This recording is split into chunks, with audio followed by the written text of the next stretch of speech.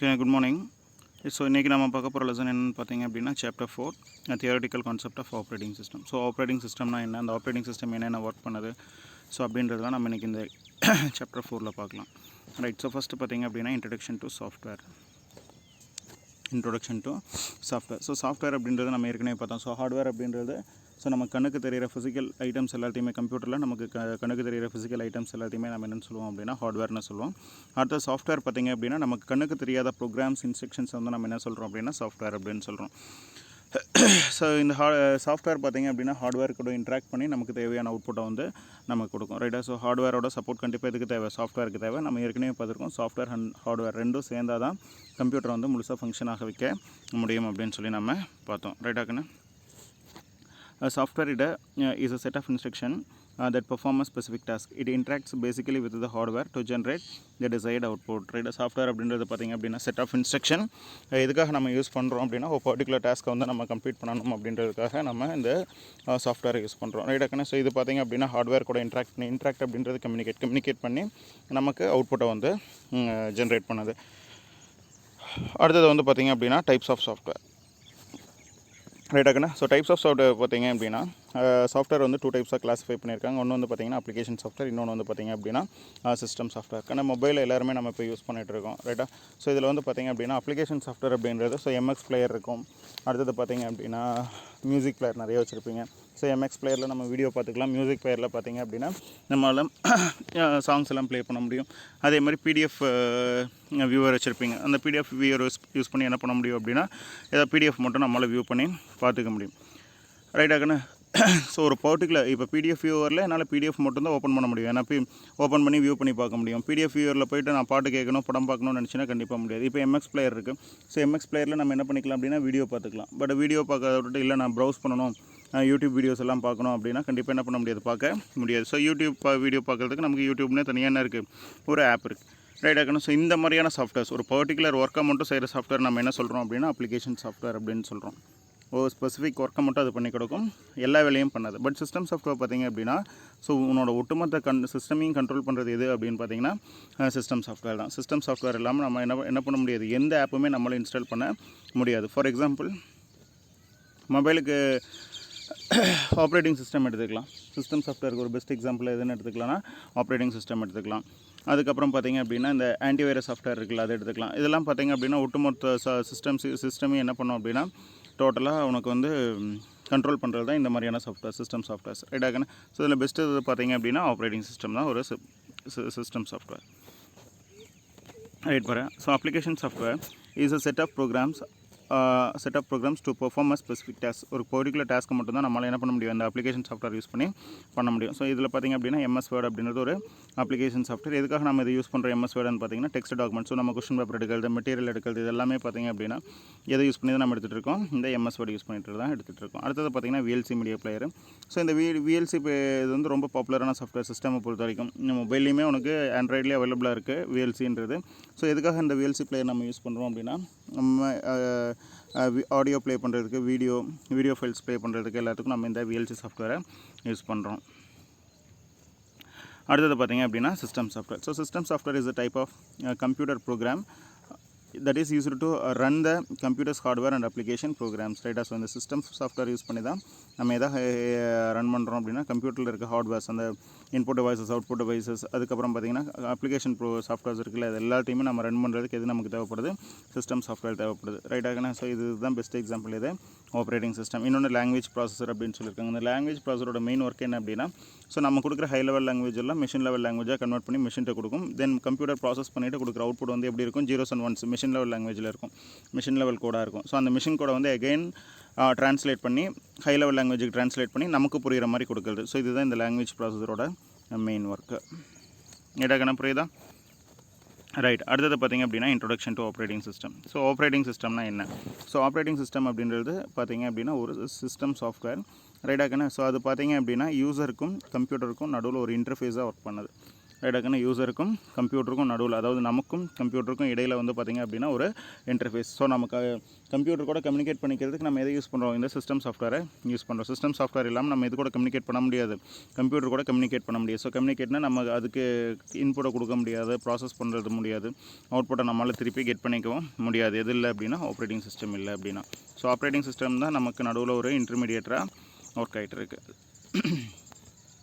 So இந்த operating system பார்த்திங்க அப்படின்னா, so the operating system controls input output and other peripheral devices. Peripheral devices அப்படின்றது computer கூட attach ஆகிருக்க அத்தனை டிவைசஸுமே நம்ம என்ன சொல்லுவோம் அப்படின்னா பெரிஃபரல் டிவைசஸ் அப்படின்னு சொல்லுவோம். ஸோ என்னென்ன டிவைசஸ்னு பார்த்திங்க அப்படின்னா, டிஸ்க் ட்ரைவ்ஸாக இருக்கட்டும், பிரிண்டராக இருக்கட்டும், எலக்ட்ரானிக் கேஜெட்ஸ், ரைட்டாக்கண்ணா. So pen drive, digital camera, அந்த மாதிரியான எலக்ட்ரானிக் கேஜெட்ஸ் எதுவாக வேணா இருக்கட்டும், இது எல்லாத்தையுமே கண்ட்ரோல் பண்ணுறது எதுன்னு பார்த்தீங்க அப்படின்னா ஓஎஸ், ஆப்ரேட்டிங் சிஸ்டம் அப்படின்ற இந்த ஓஎஸ் தான் இது எல்லாத்தையுமே கண்ட்ரோல் பண்ணிகிட்டு இருக்கு. ரைட்டாக. ஸோ ஆப்ரேட்டிங் சிஸ்டமில் இது மட்டும் இல்லாமல், இந்த இது கண்ட்ரோல் பண்ணுறது மட்டும் இல்லாமல் வேறு என்னென்ன ஃபங்க்ஷன்ஸ் ஆப்ரேட்டிங் சிஸ்டமில் இருக்குதுன்னு பார்த்தீங்க அப்படின்னா, ஸோ ஃபைல் மேனேஜ்மெண்ட். ரைட்டாக்கண்ணா. ஸோ எப்படி வந்து ஃபைலை வந்து ஸ்டோர் பண்ணி வைக்குது, எப்படி ஃபோல்டர் க்ரியேட் பண்ணுது அப்படின்னு சொல்ல அந்த ப்ராசஸ் எல்லாத்தையுமே நம்ம என்னென்னு சொல்கிறோம், ஃபைல் மேனேஜ்மெண்ட்னு சொல்கிறோம். அடுத்தது மெமரி மேனேஜ்மெண்ட். ரைட்டாக. ஸோ நமக்கு தேவைப்படுற ப்ராசஸ்க்கு மெமரியை வந்து எப்படி அலோகேட் பண்ணி வைக்குது, மெமரி எப்படி பிரித்து நமக்கு கொடுக்குது. ஸோ மெமரி மேனேஜ்மெண்ட் ப்ராப்பராக இருந்துச்சு அப்படின்னா தான் சிஸ்டம் வந்து என்ன ஆகும் அப்படின்னா ரொம்ப ஸ்பீடாக எக்ஸிக்யூட் ஆகும். மெமரி மேனேஜ்மெண்ட் கரெக்டாக இல்லை அப்படின்னா, கண்டபடி குப்பையாட்ட போய் மெமரி ஸ்டோர் ஆச்சு அப்படின்னா உனக்கு என்ன கிடைக்காது, ஸ்பீடு கம்ப்யூட்டருக்கு வந்து ஸ்பீடு வந்து உனக்கு கிடைக்காது. கம்ப்யூட்டரோட ப்ராசஸ் வந்து ரொம்ப ஸ்லோவாக இருக்கும். அடுத்தது வந்து பார்த்திங்கன்னா ப்ராசஸ் மேனேஜ்மெண்ட். ரைட்டாக்கண்ணா. ஸோ இப்போ நம்ம கம்ப்யூட்டரில் பண்ணுற ஒவ்வொரு கிளிக்குக்குமே ஒரு ப்ராசஸை வந்து க்ரியேட் பண்ணும். ரைட்டாக. நான் ஃபைலை ஓப்பன் பண்ண சொல்லி டபுள் கிளிக் பண்ணுறேன், அல்லது ஒரு இடத்துல கிளிக் பண்ணி இன்னொரு இடத்துக்கு இழுத்துட்டு போகிறேன். இந்த மாதிரியான நான் கிளிக் பண்ணுற ஒவ்வொரு கிளிக்குக்கும் பார்த்திங்க அப்படின்னா ரைட்டாக்கண்ணா ஒரு ப்ராசஸ் க்ரியேட் ஆகும். ஸோ அந்த ப்ராசஸை வந்து எப்படி அலோகேட் பண்ணணும் அப்படின்னு சொல்கிறதெல்லாம் பார்த்திங்க அப்படின்னா இந்த ப்ராசஸ் மேனேஜ்மெண்ட். அடுத்தது டிவைஸ் மேனேஜ்மெண்ட். நம்ம கொடுக்குற ஹார்ட்வேர்ஸ் அண்ட் சாஃப்ட்வேர்ஸ் வந்து எப்படி யூஸ் பண்ணிக்கணும் அப்படின்றது இந்த டிவைஸ் மேனேஜ்மெண்ட். ஸோ அது மட்டும் இல்லாமல் நிறையா இருக்குது. ஸோ இதில் இருக்க இந்த file management, memory management, process management, device management பற்றி மட்டும் நம்ம கொடுத்துருக்காங்க. அது பின்னாடி பார்க்கலாம், இதே லெசனில் இருக்குது. ரைட் கண்ணா. இந்த டயக்ராம் பாருங்கள். ஸோ இந்த ஆப்ரேட்டிங் சிஸ்டம் தான் டோட்டலாக எல்லாத்தையுமே என்ன பண்ணுது அப்படின்னா எல்லாத்துக்குமே நடுவில் ஒரு இன்டர்ஃபேஸாக ஒர்க் பண்ணிகிட்ருக்கு. ஸோ எதுக்கு நடுவில்னு பார்த்திங்கன்னா keyboard, mouse, monitor, user, hard disk, டேட்டாக்கான அப்ளிகேஷன் சாஃப்ட்வேர், பிரிண்டர், இந்த மாதிரியான எல்லாத்தையுமே ஒட்டுமொத்தமாக கண்ட்ரோல் பண்ணிகிட்டு இருக்கிறது யாருன்னு பார்த்தீங்க அப்படின்னா ஓஎஸ் தான், ஆப்ரேட்டிங் சிஸ்டம் தான்.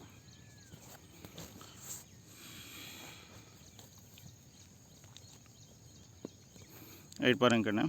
ஸோ வித்தவுட் ஆப்ரேட்டிங் சிஸ்டம் இல்லை அப்படின்னா கம்ப்யூட்டரால் என்ன பண்ண முடியாது, ப்ராப்பராக அந்த நான் மேலே சொன்ன அந்த மேனேஜ்மெண்ட்ஸ் எதையுமே என்ன பண்ண முடியாது அப்படின்னா மேனேஜ் பண்ண முடியாது. ரைட்டாக்கண்ணா. So without an operating system a computer cannot effectively manage all the resources.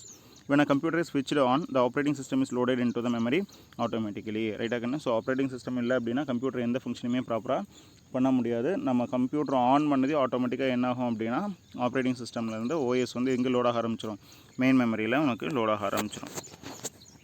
System on பண்ணதையும் போதும், நீ தனியாக வந்து இந்த ஒரு லோட் பண்ணுறதுக்கு வந்து ஆப்ரேட்டிங் சிஸ்டமை வந்து ஓப்பன் பண்ண அவசியம் கிடையாது. நம்ம சிஸ்டம் ஆன் பண்ணாவே ஆட்டோமேட்டிக்காக என்ன ஆயிரும், ஆப்ரேட்டிங் சிஸ்டம் வந்து எக்ஸிக்யூட் ஆக ஆரம்பிச்சிடும். ரைட்டுக்கண்ணே. Some of the popular operating system பார்த்திங்க அப்படின்னா, ஸோ நம்ம கம்ப்யூட்டர்ஸில் யூஸ் பண்ணுற பாப்புலர் ஆப்ரேட்டிங் சிஸ்டம் என்னென்னு பார்த்தீங்க அப்படின்னா விண்டோஸு, யூனிக்ஸு, லினக்ஸு கம்ப்யூட்டருக்கு நம்ம யூஸ் பண்ணுறது. அடுத்தது மொபைல் டிவைசஸ்க்கு நம்ம யூஸ் பண்ணுறது என்னென்னு பார்த்தீங்க அப்படின்னா இன்றைக்கி பார்த்திங்கன்னா மெயினாக என்ன நம்ம யூஸ் பண்ணிகிட்ருக்கோம் அப்படின்னா ஆண்ட்ராய்டு யூஸ் பண்ணிகிட்ருக்கோம். ரைட்டாக்கண்ணே. ஸ்மார்ட் ஃபோன்ஸ்க்கு நம்ம ஆண்ட்ராய்டு யூஸ் பண்ணுறோம். இதே ஆப்பிள் ஐஃபோன்ஸாக இருந்துச்சு அப்படின்னா iOS, ரைட்டாக ஐஃபோன் ஆப்ரேட்டிங் சிஸ்டம் வந்து நம்ம யூஸ் பண்ணிகிட்ருக்கோம். ரைட்டுக்கண்ணே. ஸோ அடுத்தது பார்த்திங்க அப்படின்னா ஒரு எக்ஸாம்பிள் கொடுத்துருக்காங்க. ஸோ ஆப்ரேட்டிங் சிஸ்டம் தான் எது கூடலாம் இன்ட்ராக்ட் பண்ணுது அப்படின்னு பார்த்திங்கன்னா யூசருக்கு. ஸோ எதுக்கு நடுவுலலாம் இன்டர்ஃபேஸ் ஆக்ட் ஆகுதுன்னு பார்த்திங்க அப்படின்னா யூசர், ஹார்ட்வேர், அப்புறம் பார்த்திங்கன்னா அப்ளிகேஷன் சாஃப்ட்வேர். ஸோ இது மூணுக்கும் நடுவில் ஒரு இன்டர்ஃபேஸாக ஆக்ட் ஆகிறது தான் இந்த ஆப்ரேட்டிங் சிஸ்டம். ஸோ இது டோட்டலாக எல்லாத்தையுமே கண்ட்ரோல் பண்ணுறது. ரைட்டாக்கண்ணா. அடுத்தது பார்த்திங்க அப்படின்னா ஸோ ஆப்ரேட்டிங் சிஸ்டமோட மெயின் யூசஸ் என்ன, ஆனால் இது ரொம்ப ரொம்ப இம்பார்ட்டன்ட் 5 மார்க் கொஷின். இது அட்வான்டேஜஸ் ஆஃப் ஆப்ரேட்டிங் சிஸ்டம் அப்படின்னு சொல்லி கேட்பாங்க. ரைட்டுக்கண்ணா. ஸோ இது பார்த்திங்க அப்படின்னா so the main use of operating system. So first என்ன சொல்கிறாங்க அப்படின்னா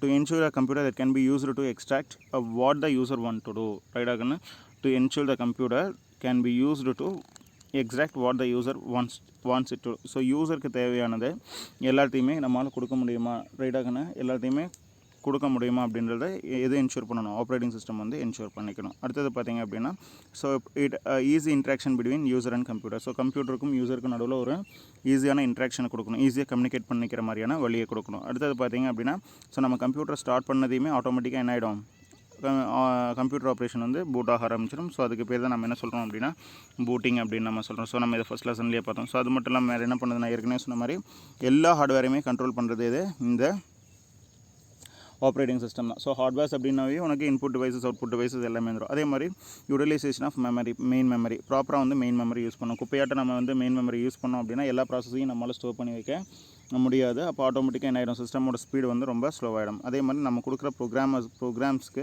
உனக்கு செக்யூரிட்டியை கொடுக்கணும், ரைட்டாகனா. ஸோ யாரும் உள்ளே பூந்துடக்கூடாது, அல்லது யாராவது வெளி ஹேக்கர்ஸ் உள்ளே பூந்து இதை வந்து ப்ரோக்ராம்ஸை வந்து கெடுத்துடக்கூடாது. ஸோ இதுக்கு எல்லாத்துக்குமே வந்து என்ன கொடுக்கணும் அப்படின்னா செக்யூரிட்டி. ஸோ செக்யூரிட்டி ப்ரொவைட் பண்ணுறது யாருன்னு பார்த்தீங்க அப்படின்னா நம்ம ஆப்ரேட்டிங் சிஸ்டம் தான், ரைட்டுக்கான. அடுத்தது பார்த்தீங்க அப்படின்னா types of operating system. So operating system பார்த்தீங்க அப்படின்னா 2 டைப்ஸாக கிளாஸிஃபை பண்ணியிருக்காங்க, அதோட ப்ராசஸிங் கேப்பபிலிட்டிஸை பொறுத்து, ரைட்டா. என்னென்னு பார்த்தீங்க அப்படின்னா ஸோ ஃபஸ்ட்டு நம்ம பார்க்க போகிறது single user operating system, single user operating system. So இன்னொன்று வந்து பார்த்தீங்க அப்படின்னா மல்டி யூசர் ஆப்ரேட்டிங் சிஸ்டம், ரைட்டாக்குன்னா. So single user operating system அப்படின்றது அட் அ டைமில் ஒரே ஒரு ஆப்ரேட்டிங் சிஸ்டமில் அட் அ டைமில் என்ன பண்ண முடியும், ஒரே ஒரு யூசர் மட்டும்தான் யூஸ் பண்ண முடியும், ரைட்டா. ஸோ அட் அ டைமில் வந்து பார்த்தீங்க அப்படின்னா ஒரே ஒரு யூசர் மட்டும்தான். Operating system allows only a single user to perform a task at a time. So it is called single user operating system or single task operating system. ரைட்டாக்கணும். So அப்போ multi user operating சிஸ்டமாக இருந்தால் என்ன அர்த்தம், so operating system at a டைமில் many number of users வந்து என்ன பண்ண முடியும், ஒரு டாஸ்க்கை வந்து கம்ப்ளீட் பண்ண முடியும். அது வந்து multi user operating system. So அதுக்கு எக்ஸாம்பிள் பார்த்தீங்கன்னா விண்டோஸ், இதுக்கு எக்ஸாம்பிள் பார்த்தீங்க அப்படின்னா MS DOS. MS அப்படின்னா மைக்ரோசாஃப்ட் டிஸ்க் ஆப்ரேட்டிங் சிஸ்டம், ரைட்டாக்கண்ணா. டிஸ்க்கு ஆப்ரேட்டிங் சிஸ்டம் அது முழுசாக எழுதிக்குங்க, ரைட்டாக்கண்ணா. MS DOS அப்படின்னா எம்எஸ்ங்கிறது மைக்ரோசாஃப்ட்டு, டிக்கு டிஸ்க்கு, ஓக்கு ஆப்ரேட்டிங், எஸ்ஸுக்கு வந்து system, Microsoft disk operating system அப்படின்னு சொல்கிறோம், ரைட்டாக்கண்ணா. அடுத்தது வந்து பார்த்தீங்க அப்படின்னா multi user operating system. So single user operating சிஸ்டமில் வந்து பார்த்தீங்க அப்படின்னா அட் அ டைமில் வந்து பார்த்திங்க அப்படின்னா ஒரே ஒரு யூசர் மட்டும்தான் என்ன பண்ண முடியும்னா டாஸ்க்கை வந்து பெர்ஃபார்ம் பண்ண முடியும். பட் இங்கே வந்து பார்த்திங்க அப்படின்னா மல்டி யூசர் ஆப்ரேட்டிங் சிஸ்டமில் பார்த்திங்க அப்படின்னா it is used in computers and laptops that allow same data and application to be accessed by multiple users at the same time, ரைட்டாக்கண்ணா. சேம் டைமில், அதாவது அட் பர்டிகுலர் டைமில் வந்து மெனி நம்பர் ஆஃப் யூசர்ஸ் வந்து இந்த ஆப்ரேட்டிங் சிஸ்டம் ஆக்சஸ் பண்ண முடியும். இதுக்கு எக்ஸாம்பிள் பார்த்திங்க அப்படின்னா ஸோ ஒவ்வொரு யூசருமே ஒவ்வொருத்தர் கூட ஈஸியாக கம்யூனிகேட் பண்ணிக்கலாம். இதுக்கு எக்ஸாம்பிள் வந்து பார்த்திங்கன்னா விண்டோஸ் லினக்ஸ் யூனிக்ஸ் இதெல்லாமே பார்த்திங்கன்னா இதுக்கு எக்ஸாம்பிளாக கொடுத்துருக்காங்க, மல்டி யூசர் ஆப்ரேட்டிங் சிஸ்டம்க்கு எக்ஸாம்பிளாக கொடுத்துருக்காங்க, ரைட்டாக்கண்ணா. ஸோ இதுவும் பார்த்திங்க அப்படின்னா ரொம்ப ரொம்ப இம்பார்ட்டன்ட் 3 மார்க் கொஸ்டின். இந்த types of operating system, single user operating system, multi user operating system, ரைட்டாக. சிங்கிள் யூசர் ஆப்ரேட்டிங் சிஸ்டமில் ஏன்னா operating system allows a single user to perform a task at a time. இது வந்து பார்த்திங்க அப்படின்னா operating system which is used by an operating system is allowed many number of users to perform a task அப்படின்னு எழுதிட்டு example வந்து single user operating சிஸ்டம்க்கு வந்து MS DOS, இங்கே வந்து பார்த்திங்க அப்படின்னா விண்டோஸ் யூனிக்ஸ் லினக்ஸ், ரைட்க்கண்ணா. அடுத்து நம்ம பார்க்க போகிறது என்னென்னு பார்த்திங்க அப்படின்னா key features of operating system, ரைட்டாக்கண்ணா. ஸோ இந்த கீ ஃபியூச்சர்ஸ் ஆஃப் ஆப்ரேட்டிங் சிஸ்டமில் பார்த்திங்க அப்படின்னா ஸோ ஒரு என்னென்ன நிறைய கீ ஃபீச்சர்ஸ் கொடுத்துருக்காங்க. இதில் மெயின் கீ ஃபீச்சர்ஸ் என்னென்னு பார்த்திங்க அப்படின்னா இந்த யூசர் இன்டர்ஃபேஸ், ரைட்டாக்கண்ணா. எதுன்னு பார்த்திங்க அப்படின்னா யூசர் இன்டர்ஃபேஸ். பார்த்திங்கன்னா இப்போ நம்ம மொபைலில் பார்த்திங்க அப்படின்னா ஒரு ஆப்பை ஓப்பன் பண்ணுறதுக்கு நம்ம என்ன பண்ணுறோம், ஒரு சிங்கிள் கிளிக் பண்ணுறோம், அதாவது ஒரு டேப் பண்ணாவே அந்த ஆப் வந்து ஓப்பன் ஆகிடுது. அப்புறம் பார்த்திங்க அப்படின்னா ஒரு ஆப்பை ஒரு இடத்துல இருந்து நம்ம மூவ் பண்ணுறதுக்கு நம்ம என்ன பண்ணுறோம், கிளிக் பண்ணி இழுத்துட்டு போகிறோம். அப்போ ஆப்பை வந்து என்ன ஆயிடுது, ஒரு இடத்துக்கு இருந்து இன்னொரு இடத்துக்கு நம்ம மூவ் பண்ணிக்கிறோம். அதே மாதிரி மேலேருந்து நம்ம ஸ்க்ரீனை வந்து கீழே இருக்கிறதெல்லாம் பார்க்கணும் அப்படின்னா கீழே இருக்கிற ஆப்ஸ்லாம் பார்க்கணும் அப்படின்னா அப்படி நம்ம வந்து கையில் வந்து அப்படியே ஸ்வைப் பண்ணோம் அப்படின்னா ஆப்ஸ் வந்து மேலே போக ஆரம்பிக்கும், கீழே இருக்க ஆப்ஸ் வந்து நமக்கு டிஸ்பிளேக்கு வந்து வியூ ஆக ஆரம்பிக்கும், ரைட்டாக்கண்ணா. ஸோ இதெல்லாம் தான் நம்ம என்ன சொல்கிறோம் அப்படின்னா யூசர் இன்டர்ஃபேஸ் அப்படின்னு சொல்கிறோம். என்னது யூசர் இன்டர்ஃபேஸ். ஸோ நமக்கு தேவைப்படுற எல்லாத்தையுமே வந்து நம்ம ஒரு கிளிக் மூலமாக, கம்ப்யூட்டரை பொறுத்த வரைக்கும் பார்த்திங்க அப்படின்னா நம்ம மவுஸ் மூலமாக நம்மளோட ஆக்ஷன்ஸை வந்து நம்ம பெர்ஃபார்ம் பண்ணுறோம், ரைட்டாக்கண்ணா. ஸோ மவுஸை வச்சு நம்ம கிளிக் பண்ணுறோம், ஆப்பை ஓப்பன் பண்ணுறதுக்கு டபுள் கிளிக் பண்ணுறோம், ரைட்டாக்கண்ணா. அதே மாதிரி டெலீட் பண்ணோம் அப்படின்னா ரைட் கிளிக் பண்ணி டெலீட் அப்படின்ற ஆப்ஷன் செலக்ட் பண்ணுறோம். இதெல்லாம் வந்து இப்போ நம்ம யூஸ் பண்ணிகிட்டு இருக்க மெத்தடு. பட் ஆரம்ப காலத்தில் பார்த்திங்க அப்படின்னா இப்போ வந்து நான் ஒரு ஃபோல்டர் க்ரியேட் பண்ணணும்னா நம்ம இதில் என்ன பண்ணுறோம், மொபைல்லையாக இருக்கட்டும் இப்போ கம்ப்யூட்டர்லையாக இருக்கட்டும் என்ன பண்ணுறோம் அப்படின்னா ரைட் கிளிக் பண்ணி நியூ ஃபோல்டர் அப்படின்னு கொடுத்தோம் அப்படின்னா என்ன ஆகிடுது, நமக்கு வந்து ஃபோல்டர் க்ரியேட் ஆகிடுது. பட் வந்து அந்த காலத்தில் பார்த்திங்க அப்படின்னா ஓப்பன்லாம் பண்ண முடியாது, மவுஸே கிடையாது, கீபோர்டு மட்டும்தான் யூஸ் பண்ணோம். ஸோ இப்போ பார்த்திங்க அப்படின்னா MS DOS பொறுத்த வரைக்கும் பார்த்திங்கன்னா ஸோ மேக் dir அப்படின்ட்டு நான் கமாண்டு கொடுத்துட்டு என்ட்ரு கொடுக்கணும். இப்போ இந்த மாதிரி நான் டைப் பண்ணணும். அப்போ தான் எனக்கு வந்து என்ன ஆகும் அப்படின்னா ஸோ இப்போ ஒரு C கோலனில் நான் வந்து ஒரு ட்ரைவ் ஓப்பன் பண்ணோன்னா C கோலனில் இப்படி கொடுத்து C ட்ரைவ் இப்போ பார்த்தீங்கன்னா நம்ம கம்ப்யூட்டர் ஓப்பன் பண்ணி லோக்கல் டிஸ்க் CDEF அப்படின்ட்டு இருக்கும், 4-5 ட்ரைவ்ஸ் இருக்கும். இப்போ அதே மாதிரி இப்போ எனக்கு C ட்ரைவில் வந்து பார்த்திங்கன்னா ஒரு ஃபோல்டர் க்ரியேட் பண்ணோன்னா C கோலன் அப்படின்னு கொடுத்து மேக் dir அப்படின்னு நான் டைப் பண்ணால் எனக்கு ஒரு ஃபோல்டர் க்ரியேட் ஆகும். அப்புறம் அந்த ஃபோல்டருக்கு நான் வந்து நேமு க்ரியேட் பண்ணிக்கலாம், எல்லாமே வந்து பண்ணிக்கலாம். ஸோ எல்லாமே எப்படி பண்ண முடியும்னா இந்த மாதிரி கமாண்டை டைப் பண்ணி தான் பண்ண முடியும். கிளிக்லாம் பண்ண முடியாது, ஒரே ஒரு பிளாக் கலர் ஸ்க்ரீன் இருக்கும், அதில் வந்து நம்ம டைப் பண்ணி நம்மளோட ஆப்ரேஷன்ஸ் வந்து பெர்ஃபார்ம் பண்ணுவோம். இப்போ வந்து எப்படி இருக்குது, இப்படி இருக்கும், நிறைய ஐகான்ஸ் இருக்கும். ஸோ ஐக்கானை நம்ம என்ன பண்ணிக்கிறோம் அப்படின்னா கிளிக் பண்ணி நம்ம என்ன பண்ணிக்கிறோம் அப்படின்னா ஓப்பன் பண்ணிக்கிறோம். ரைட்டாக்கண்ணா. ஸோ இதை தான் நம்ம என்ன சொல்கிறோம் அப்படின்னா யூசர் இன்டர்ஃபேஸ். ரைட்டாக்கண்ணா. ஸோ ஆரம்ப காலத்தில் பார்த்திங்க அப்படின்னா கம்ப்யூட்டர்ஸ் வந்து அதிகமாக யூஸ் பண்ண மாட்டாங்க. ஏன் அப்படின்னா ஒவ்வொரு டைமும் ஒவ்வொரு ஒர்க்குக்கும் பார்த்திங்க அப்படின்னா டைப் பண்ணிக்கிட்டே இருக்கணும். ரைட்டாக்கண்ணா. ஸோ அப்படின்றப்ப அது வந்து நமக்கு எரிச்சலை கொடுத்தது அப்படின்னு சொல்லி என்ன பண்ணாங்க அப்படின்னா கம்ப்யூட்டர் வந்து அதிகமாக யூஸ் பண்ணலை. பட் 95க்கு அப்புறம் பார்த்திங்க அப்படின்னா Windows 95 ஆப்ரேட்டிங் சிஸ்டம் வந்ததுக்கப்புறம் பார்த்திங்க அப்படின்னா கம்ப்யூட்டர் வந்து நிறைய பேர் யூஸ் பண்ண ஆரம்பித்தாங்க. என்ன காரணம் அப்படின்னா அது வந்து எதை சப்போர்ட் பண்ணுச்சு, யூசர் இன்டர்ஃபேஸை வந்து சப்போர்ட் பண்ணதுனால. ரைட்டாக்கண்ணா. ரைட். அடுத்தது வேறு என்னென்ன கீ ஃபியூச்சர்ஸ் இருக்குது அப்படின்னு பார்த்தீங்க அப்படின்னா ஃபைல் மேனேஜ்மெண்ட். ரைட்டாக்கண்ணா. File management. ஸோ இது எல்லாத்தையுமே பார்ப்போம். Memory management, fault tolerance, process management, security management. So இது எல்லாத்தையுமே நம்ம பார்ப்போம். யூசர் இன்டர்ஃபேஸிலேருந்து எல்லாத்தையுமே நம்ம பின்னாடி பார்க்கலாம் அடுத்தடுத்த டாப்பிக்கில். ரைட் கண்ணா. ஃபஸ்ட்டு பார்த்திங்க அப்படின்னா user interface. Right. User interface is one of the significant feature in operating system. The only way that user can make the interaction with the computer. Right. So நம்ம computer கூட communicate பண்ணிக்கிறதுக்கு மெயினாக help பண்ணுறது எதுன்னு பார்த்தீங்க அப்படின்னா இந்த user interface தான். Right. This is the main reason for key success of GUI அப்படின்றது கிராஃபிக்கல் யூசர் இன்டர்ஃபேஸ். ரைட்டாக. ஸோ நம்ம சிஸ்டமில் பார்த்திங்க அப்படின்னா இந்த மாதிரி ஐகான்ஸ் இருக்குல்ல, ஸோ இதுதான் கிராஃபிக்ஸ். ஸோ இந்த கிராஃபிக்ஸ் சிம்பிள் யூஸ் பண்ணி தான் நம்ம என்ன பண்ணுறோம் அப்படின்னா கம்ப்யூட்டர் கூட கம்யூனிகேட் பண்ணிக்கிறோம். அதனால தான் இது என்ன சொல்கிறாங்க அப்படின்னா GUI அப்படின்னு சொல்கிறோம், கிராஃபிக்கல் யூசர் இன்டர்ஃபேஸ் அப்படின்னு சொல்லிட்டு. ஸோ இந்த ஆப்ரேட்டிங் சிஸ்டம் எல்லாம் GUI பேஸ்டு ஆப்ரேட்டிங் சிஸ்டம் அப்படின்னு சொல்லலாம். ஸோ ஆண்ட்ராய்டு பார்த்திங்கன்னா GUI பேஸ்டு தான், விண்டோஸ் பார்த்திங்கன்னா GUI பேஸ்டு தான், யூனிக்ஸ் லினக்ஸ் இது எல்லாமே பார்த்திங்க அப்படின்னா GUI பேஸ்டு தான். பட் ஆரம்ப காலகட்டத்தில் விண்டோஸும் சரி யூனிக்ஸ் லினக்ஸும் சரி எல்லாமே வந்து பார்த்திங்கன்னா கமாண்ட் இன்டர்ஃபேஸாக இருந்துச்சு. ரைட்டாக்கண்ணா. So GUI graphical user interface அப்படின்றது ஐகான்ஸை நம்ம இது பண்ணுறது, கமாண்ட் யூசர் இன்டர்ஃபேஸ் அப்படின்றது நம்ம கமாண்டை டைப் பண்ணி எக்ஸிக்யூட் பண்ணுறது எல்லாத்தையுமே நம்ம என்ன சொன்னோம் அப்படின்னா கமாண்ட் யூசர் இன்டர்ஃபேஸ் அப்படின்னு சொன்னோம். பட் இப்போ வந்து கமாண்ட் இன்டர்ஃபேஸ்லாம் கமாண்ட் இன்டர்ஃபேஸ் ஆப்ரேட்டிங் சிஸ்டம்லாம் யாருமே யூஸ் பண்ணுறது கிடையாது. எல்லாருமே என்ன யூஸ் பண்ணுறோம் அப்படின்னா இந்த graphical user based operating system தான் நம்ம யூஸ் பண்ணிகிட்ருக்கோம். அடுத்தது பார்த்திங்க அப்படின்னா GUI. ஸோ GUIனா என்னென்னு கொடுத்துருக்காங்க. So GUI is a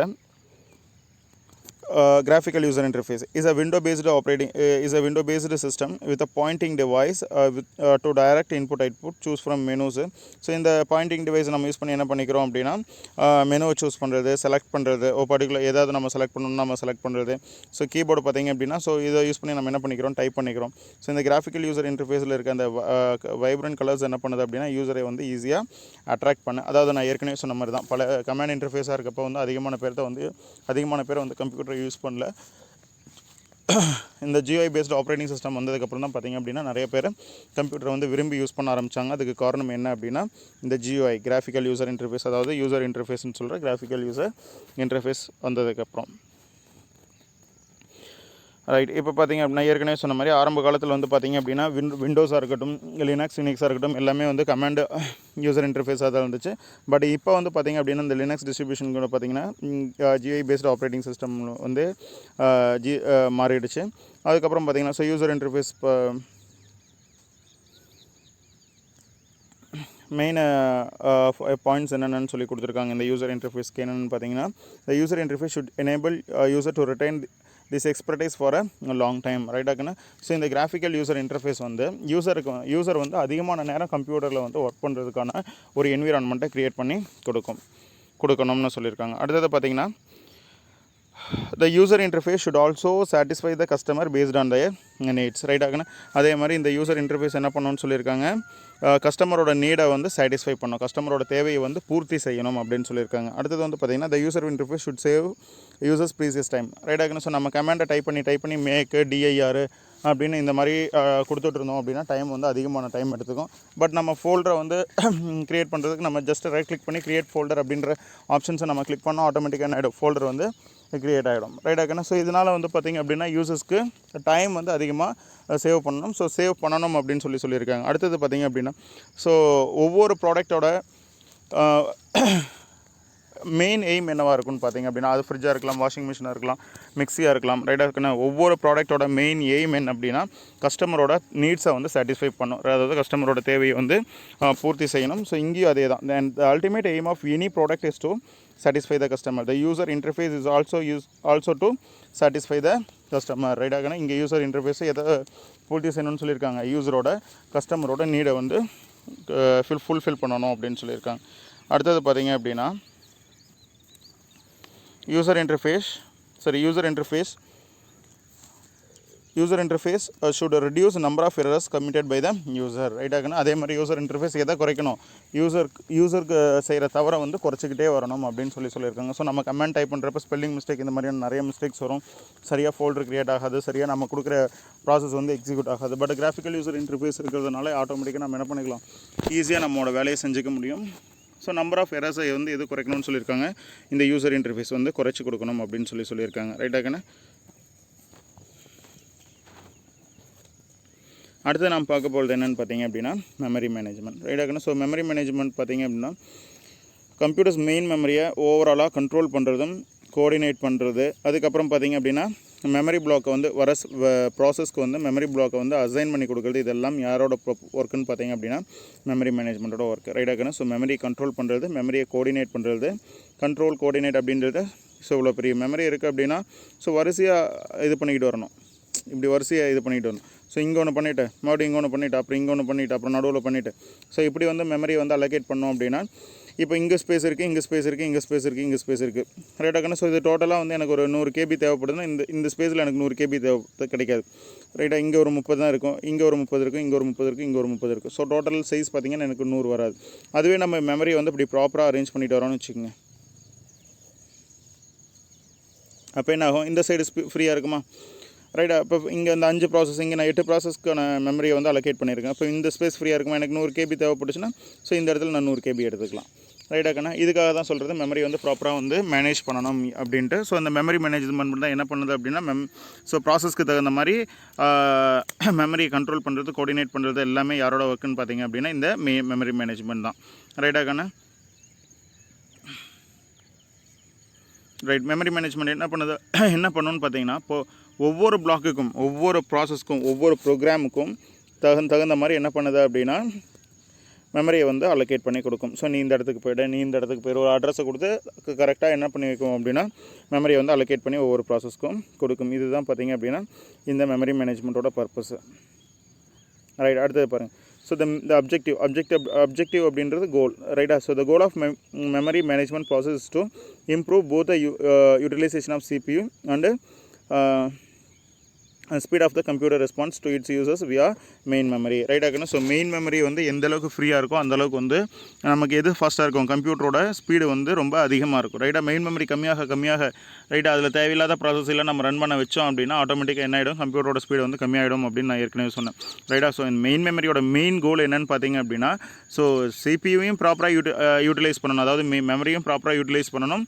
at a டைமில் எதையும் அதிகப்படுத்தணும், கம்ப்யூட்டரோட ஸ்பீடையும் என்ன பண்ணணும், அதிகப்படுத்தணும். ஸோ இதுதான் மெயின் இந்த மெமரி மேனேஜ்மெண்ட்டோட மெயின் கோல். ரைட் ஆகணும். So for this reason computer must keep several programs in main memory that associates with different memory management schemes. Right ஆகணும். ஸோ இந்த ரீசனுக்கு பார்த்தீங்க அப்படின்னா ஸோ ப்ராப்பராக நம்ம வந்து மெயின் மெமரி யூஸ் பண்ணணும். ஸோ எல்லா ப்ரோக்ராமுக்கும் நம்ம ப்ராப்பராக மெயின் மெமரி யூஸ் பண்ணணும். அதே மாதிரி இதில் பார்த்தீங்க அப்படின்னா நிறைய மெமரி மேனேஜ்மெண்ட் ஸ்கீம்ஸ் இருக்குது. அந்த ஸ்கீமை ஏதாவது அந்த மெமரி மேனேஜ்மெண்ட் ஸ்கீம் வச்சு தான் உனக்கு என்ன பண்ணுது, மெமரி வந்து உனக்கு ப்ராப்பராக அலாட் பண்ணி கொடுக்குது. ரைட். அடுத்தது. So operating system is responsible for the activities in connection with memory management. Right ஆகணும். ஸோ ஆப்ரேட்டிங் சிஸ்டமுக்கு இந்த மெமரி மேனேஜ்மெண்ட் மூலமாக என்னென்ன ஒர்க் இருக்குது அப்படின்னு சொல்லி பாருங்கள். right first keeping track of which portion of memory are currently being used and who is using them right ஆகணும். So track பண்ணிக்கிட்டே இருக்கணும் யாரெல்லாம் வந்து மெமரி யூஸ் பண்ணிகிட்டு இருக்காங்க, எங்கே மெமரியில் வந்து எந்த பகுதியை வந்து யூஸ் பண்ணிகிட்டு இருக்காங்க அப்படின்றத வந்து ட்ராக் பண்ணிக்கிட்டே இருக்கிறது ஆப்ரேட்டிங் சிஸ்டமோட ஒர்க் ரைட் ஆகணும். ஸோ யாரெல்லாம் யூஸ் பண்ணுறாங்க, ஸோ எந்த இடத்துல மெமரியை வந்து ஆக்சஸ் பண்ணிகிட்டு இருக்காங்க யூஸ் பண்ணுறாங்க அப்படின்றத ட்ராக் பண்ணணும். அடுத்தது வந்து பார்த்திங்க அப்படின்னா determining which process and data to move in out of memory. So எந்த ப்ராசஸ் வந்து உள்ளே வரணும், எந்த ப்ராசஸ் வெளியில் போகணும் ரைட்டா, எந்த ப்ராசஸ் உள்ளேருந்து வெளியில் வரணும், வெளியிலேருந்து உள்ளே போகணும், ஸோ எந்த ப்ராசஸ் வந்து உள்ளேருந்து வெளியில் வரணும், இது எல்லாத்தையுமே தீர்மானிக்கிறது எதுன்னு பார்த்தீங்கன்னா ஆப்ரேட்டிங் சிஸ்டம் தான். எது மூலமாக மெமரி மேனேஜ்மெண்ட் மூலமாக இந்த ஆப்ரேட்டிங் சிஸ்டம் வந்து இந்த வேலையை செய்யும். அடுத்தது வந்து பார்த்திங்கன்னா ஸோ ஒரு ப்ராசஸ் புதுசாக வருது அப்படின்னா அதுக்கு வந்து மெமரியை வந்து அலோகேட் பண்ணி கொடுக்கணும். அதே மாதிரி ப்ராசஸ் வந்து அந்த ப்ராசஸ் எக்ஸிக்யூட் ஆகிட்டு மெமரியிலேருந்து வெளியில் போகிறப்ப ஸோ அதை என்ன பண்ணணும், அந்த நம்ம இப்போ ப்ராசஸ் உள்ளே வருது அப்படின்றதுக்காக மெமரி அலோகேட் பண்ணோமா, ஸோ அப்போ ப்ராசஸ் வெளியில் போகிறப்ப என்ன பண்ணணும், மெமரியை வந்து டீஅலோகேட் பண்ணணும், அதாவது எரேஸ் பண்ணணும். நம்ம ஃபஸ்ட்டு அலோகேட் அப்படின்றது மெமரியை க்ரியேட் பண்ணுறது, டீஅலோகேஷன் வந்து என்ன பண்ணுறோம், மெமரியை வந்து திருப்பி என்ன பண்ணுறோம் அப்படின்னா க்ரியேட் பண்ண மெமரியை வந்து நம்ம எரேஸ் பண்ணுறது. ஸோ இது எல்லாத்தையுமே வந்து எது செய்யுது அப்படின்னு பார்த்தீங்க அப்படின்னா இந்த ஆப்ரேட்டிங் சிஸ்டம் வந்து மெமரி மேனேஜ்மெண்ட் மூலமாக செய்யுது ரைட் ஆகணும். So allocation and deallocation of memory blocks as needed by the program in main memory right ஆகணும். ஸோ மெமரி மேனேஜ்மெண்ட்டில் பார்த்தோம். ஸோ மெமரி மேனேஜ்மெண்ட் அப்படின்றது என்னன்றது ஒரு ரிவைஸ் பண்ணிடலாம். ஸோ மெமரி மேனேஜ்மெண்ட் பார்த்தீங்க அப்படின்னா டோட்டலாக எல்லாத்தையுமே கண்ட்ரோல் பண்ணுறது, கோஆர்டினேட் பண்ணுறது ரைட்டாக, அது மட்டும் இல்லாமல் மெமரி பிளாக்கை வந்து ப்ரோக்ராமுக்கு வந்து ரன் பண்ணுறது, இது எல்லாத்தையுமே அசைன் பண்ணுறது, இது எல்லாத்தையும் பார்த்தோம் ரைட் ஆகணும். ஸோ இது வந்து பார்த்திங்க அப்படின்னா மெமரி மேனேஜ்மெண்ட் பார்த்திங்க அப்படின்னா ஒவ்வொரு ப்ரோக்ராமுக்கும் இண்டிவிஜுவல் பிளாக்கை வந்து அலோகேட் பண்ணி கொடுக்கும் ரைட்டாக. 10 ப்ரோக்ராம் வந்துச்சு அப்படின்னா ஸோ மெமரியில் வந்து 10 பிளாக்கை வந்து அலோகேட் பண்ணி கொடுக்கும். அடுத்தது மெயின் மெமரியோட ஆப்ஜெக்டிவ்ஸ் என்னென்ன அப்படின்னு பார்த்தோம் ரைட் ஆகணும். ஸோ இதில் ஆப்ஜெக்டிவ் என்னென்னு பார்த்திங்க அப்படின்னா மெயின் கோல் என்னென்னு பார்த்திங்க அப்படின்னா ஸோ சிபியும் ப்ராப்பராக யூட்டிலைஸ் பண்ணணும், அட் அ டைமில் வந்து என்ன பண்ணணும், கம்ப்யூட்டரோட ஸ்பீடையும் வந்து இன்க்ரீஸ் பண்ணி கொடுக்கணும். இதுதான் வந்து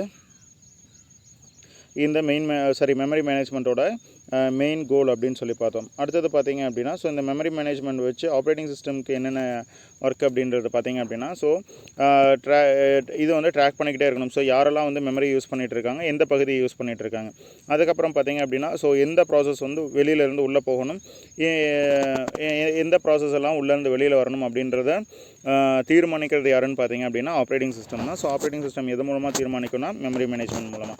அடுத்தது பார்த்திங்க அப்படின்னா அலோகேஷன் அண்ட் டீஅலோகேஷன்.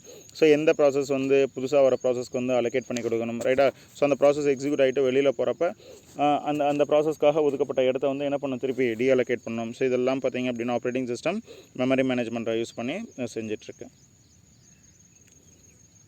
அடுத்தது வந்து பார்த்திங்கன்னா ப்ராசஸ் மேனேஜ்மெண்ட்க்குன்னு. அடுத்தது வந்து பார்த்திங்க அப்படின்னா ப்ராசஸ் மேனேஜ்மெண்ட் ரைட்டாக்கண்ணே. ஸோ இப்போ ஃபார் எக்ஸாம்பிள் நம்ம ரேஷன் கடை எடுத்துக்கலாம் ரைட்டாக்கண்ணே. ஸோ நம்ம போகிறவங்க எல்லாம் பார்த்திங்க அப்படின்னா ப்ராசஸஸ், நம்ம போகிறவங்க எல்லாருமே என்னென்னு பார்த்திங்க அப்படின்னா ப்ராசஸ். நான் ஒரு ப்ராசஸ், நீ ஒரு ப்ராசஸ், எல்லாருமே பார்த்திங்க அப்படின்னா ஒவ்வொரு ப்ராசஸ் ரைட்டா. உள்ளே இருக்க அந்த ரேஷன் கடைக்காரர் இருக்கார் பார்த்திங்களா, அவர் வந்து பார்த்திங்க அவர் என்ன சொல்லலாம்னு பார்த்திங்க அப்படின்னா ப்ராசஸர் அப்படின்னு சொல்லலாம் ரைட்டாக்கண்ணே. ஸோ நம்மலாம் ப்ராசஸ் அப்படின்னா அவர் ப்ராசஸர். ஸோ நம்மளை எல்லாத்தையுமே ப்ராசஸ் பண்ணி கொடுக்குறதுனால அவர் நம்ம என்ன சொல்கிறோம் அப்படின்னா ப்ராசஸர் அப்படின்னு சொல்கிறோம். நமக்கு தேவையானதை அவர் வந்து கொடுக்குறாரு, அப்போ அவர் என்னென்னு சொல்கிறோம் ப்ராசஸர் ரைட்டா. ஒவ்வொரு ப்ராசஸையும் எக்ஸிக்யூட் பண்ணுறது யாருன்னு பார்த்திங்க அப்படின்னா ப்ராசஸர் தான் ரைட்டாக்கண்ணே. ஸோ இவர் தான் ப்ராசஸர்னு வச்சுக்கோங்க. ஸோ நம்மளாம் ப்ராசஸ் ரைட்டாக்கண்ணே. ஸோ நம்ம உள்ளே போனதையும் என்ன பண்ணுவார் அப்படின்னா இவர் வந்து எக்ஸிக்யூட் பண்ணி நமக்கு தேவையானதெல்லாம் கொடுத்து வந்து திருப்பி என்ன பண்ணிட்டுறாருன்னா வெளியே அனுப்பிச்சிடுவார் ரைட்டாக்கண்ணே. ஸோ இது ப்ராசஸர், நம்ம எல்லாமே ப்ராசஸ் ரைட்டா. ஸோ ப்ராசஸ்னால் ப்ரோக்ராம், இது வந்து பார்த்திங்கன்னா ப்ராசஸர். ப்ரோக்ராம் எக்ஸிக்யூட் பண்ணுறதுனால நம்ம இது என்னன்னு சொல்கிறோம் அப்படின்னா ப்ராசஸர் அப்படின்னு சொல்கிறோம் ரைட்டாக்கண்ணே. ப்ராசஸர் ஞாபகம் வச்சுக்கோங்க, ப்ராசஸர் ரைட்டாக்கண்ணே. Right. Process management is a function that includes creating and deleting process ரைட்டாக்கண்ணே. ஸோ இது பார்த்திங்க அப்படின்னா இந்த ப்ராசஸ் மேனேஜ்மெண்ட் தான் ப்ராசஸை க்ரியேட் பண்ணுறதும் ப்ராசஸை வந்து எக்ஸிக்யூட் ஆகி முடிச்சதுக்கப்புறம் டெலீட் பண்ணுறதும் ரைட்டாக்கண்ணே. So providing mechanism for process to communicate and synchronize with each other. அதே மாதிரி ப்ராசஸ்க்கு வந்து உனக்கு என்ன கொடுக்கும் அப்படின்னா மெக்கானிசம் கொடுக்கும் ரைட்டா. நீ இப்படி தான் எக்ஸிக்யூட் ஆகணும், நீ இந்த வரிசையில் தான் வரணும், நீ இப்படி வரணும், இப்படி போகணும் அப்படின்னு சொல்லி அந்த இது பண்ணுறது யாருன்னு பார்த்திங்க அப்படின்னா இந்த ப்ராசஸ் மேனேஜ்மெண்ட் தான் ரைட்டாக்கண்ணே. அடுத்தது வந்து பார்த்திங்க அப்படின்னா ரைட். ப்ராசஸ்னால் என்னென்னு பாருங்கள். A system task such as sending output to a printer or screen can also be called as a process. ரைட்டா? ஸோ நான் ஏற்கனவே சொன்ன மாதிரி நம்ம பண்ணுற ஒவ்வொரு கிளிக்கும் இங்கே எக்ஸாம்பிள் என்ன கொடுத்துருக்காங்கன்னா, நான் ஒரு பிரிண்ட் கொடுக்குறேன், ஒரு ஃபைலை வந்து பிரிண்ட் பண்ணணும்னு சொல்லி பிரிண்டருக்கு வந்து ஒரு ஒர்க்கு கொடுக்குறேன் அப்படின்னா அது ஒரு ப்ராசஸ் தான் அப்படின்னு சொல்லியிருக்காங்க. ரைட்டாக்கான. ஸோ இந்த ப்ராசஸை வந்து 2 டைப்ஸாக பிரிச்சிருக்காங்க. ஒன்று என்னென்னு பார்த்தீங்க அப்படின்னா ஆப்ரேட்டிங் சிஸ்டம் ப்ராசஸ், இன்னொன்று வந்து பார்த்தீங்க அப்படின்னா யூசர் ப்ராசஸ். ஒன்று வந்து பார்த்தீங்கன்னா ஆப்ரேட்டிங் சிஸ்டம் ப்ராசஸ், இன்னொன்று வந்து பார்த்தீங்கன்னா user process. Operating system process அப்படின்றது அது ஆட்டோமேட்டிக்காக எக்ஸிக்யூட் ஆகிறது. சிஸ்டம் கோட்னாலே ஆட்டோமேட்டிக்காக அது எக்ஸிக்யூட் ஆகும். என்னென்ன ப்ராசஸ் அந்த மாதிரி எக்ஸிக்யூட் ஆகும்னு பார்த்தீங்க அப்படின்னா, ஸோ இந்த மெமரி மேனேஜ்மெண்ட் இந்த இதெல்லாம் பார்த்தீங்க அப்படின்னா operating system process. User process அப்படின்றது நமக்கு கிளிக் பண்ணுறது, நம்ம சாங்கை ஓப்பன் பண்ணுறோம் அல்லது வீடியோ ஓப்பன் பண்ணுறோம் அல்லது யூடியூப் ஓப்பன் பண்ணுறோம், இதெல்லாமே பார்த்தீங்க அப்படின்னா யாரோட ப்ராசஸ் அப்படின்னா யூசர் ப்ராசஸ். ரைட்டாகனா. ஆப்ரேட்டிங் சிஸ்டம் ப்ராசஸ் அப்படின்றது சிஸ்டம் கோடால் ஆட்டோமேட்டிக்காக எக்ஸிக்யூட் ஆகிறது. ரைட்டாகனா. யூசர் ப்ராசஸ் அப்படின்றது நாம கொடுக்குற கிளிக்னால எக்ஸிக்யூட் ஆகிறது எல்லாத்தையுமே நம்ம என்ன சொல்கிறோம் அப்படின்னா யூசர் ப்ராசஸ் அப்படின்னு சொல்கிறோம். ஸோ ப்ராசஸை வந்து 2 டைப்ஸாக பிரிச்சிருக்காங்க. ரைட். ஸோ இந்த எல்லா ப்ராசஸுமே பார்த்திங்க அப்படின்னா அதை யூசர் ப்ராசஸராக இருந்தாலும் சரி, யூசர் ப்ராசஸாக இருந்தாலும் சரி, கம்ப்யூட்டரோட ப்ராசஸஸ், ஆப்ரேட்டிங் சிஸ்டமோட ப்ராசஸாக இருந்தாலும் சரி, எல்லாத்தையுமே நம்ம ஒரே ஒரு CPU வச்சு தான் என்ன ஆகும் அப்படின்னா கான்கரண்ட்டாக எக்ஸிக்யூட் ஆகும். கான்கரண்ட்னா அட் டைமில் வந்து எக்ஸிக்யூட் ஆகிட்டு இருக்கும். ரைட்டாக. ஸோ இங்கே ஒரு 4 மெத்தட் கொடுத்துருக்காங்க. எப்படி வந்து ஒரு ஜாபை வந்து ஸோ இந்த ப்ராசஸ் அப்படின்றது நம்ம ஜாப்னு கூட வச்சுக்கலாம். ஜாபை வந்து எப்படி வந்து அலோகேட் பண்ணி கொடுக்குது ப்ராசஸருக்கு அப்படின்னு சொல்லி பார்த்தோம் அப்படின்னா இது FIFO, SJF, round robin, based on priority.